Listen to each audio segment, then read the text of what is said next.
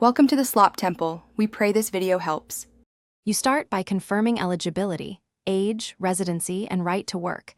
Make sure your education or equivalent experience fits the program. Next, create or verify your Google account and set up a clean professional email and LinkedIn profile for tracking. Then gather ID, an updated resume, and 2 or 3 short project artifacts like CSV exports, SQL snippets, or screenshots. Once done, save everything in a single folder so you can attach files quickly during the application. You will then tackle the application form and assessments.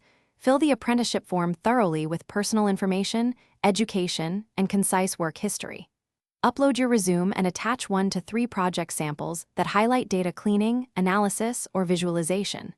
Next, answer short situational questions with clear actions and outcomes. Make sure to practice the assessment content: basic SQL queries, spreadsheet formulas, and data interpretation tasks. This preparation reduces mistakes and speeds you through timed sections.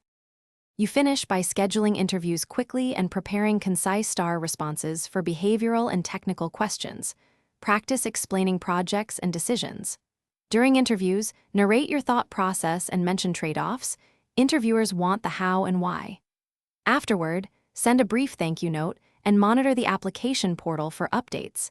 Accept offers or request feedback. If something goes wrong, portal errors, or missing confirmations, reapply when necessary or contact support. Thanks for watching. Consider subscribing if we helped you.